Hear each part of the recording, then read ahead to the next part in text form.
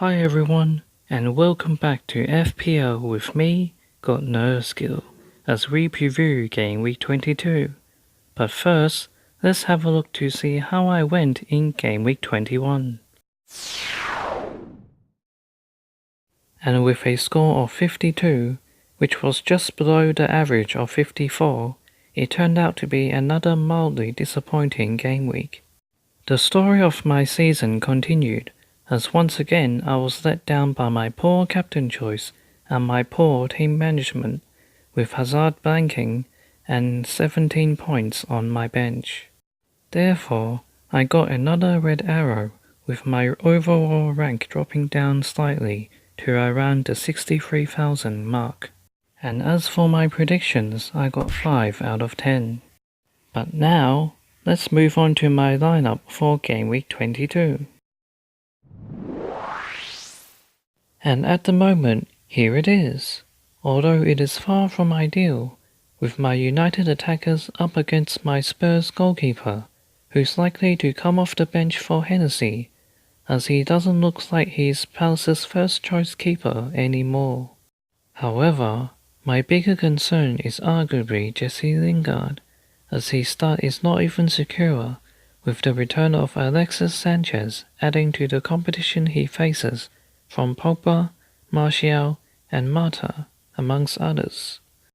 But having said that, Lingard didn't feature in United's FA Cup win, so he's actually likely to start against Spurs.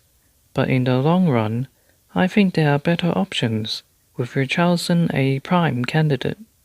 Ever since his 2-game ban early on in the season, Richarlison has started all but one game, making him a solid fantasy option, despite being one of the most sold players this game week. Although this has been down to his recent poor form, with just 1 goal and an assist in the last 5 game weeks, he still has the potential to turn this around, as he has a great looking run of fixtures starting this game week, as he has a home game against Bournemouth, the 4th most leaky defence in the league.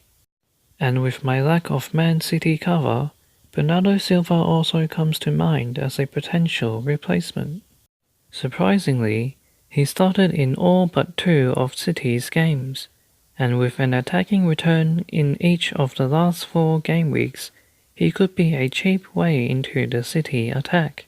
However, with De Bruyne back, fit and firing, to add to the general randomness of Pep's rotation, there's no way to know whether Bernardo Silva retains his start, so he's probably an unnecessary risk to take, therefore making Richarlison the higher percentage transfer. So now, let's take a look at the January transfers and see whether any of them are relevant for fantasy.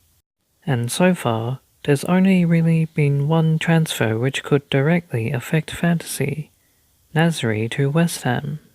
After serving his 18-month doping ban, Nasri reunites with Pellegrini, with whom they won the title 7 years ago when they were at Man City.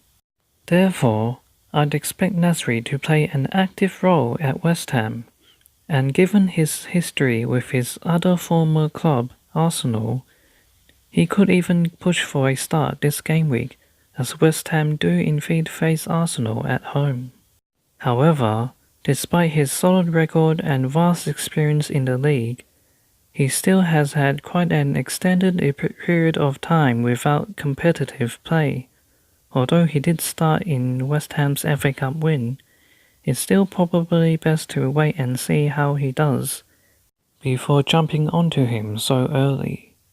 Elsewhere, Bournemouth's acquisition of Klein and Solanke, along with Huddersfield signing Puncheon, are also wait-and-sees, as neither team really have solid fixtures enough to justify getting any of them in. And that's all for the January transfers so far.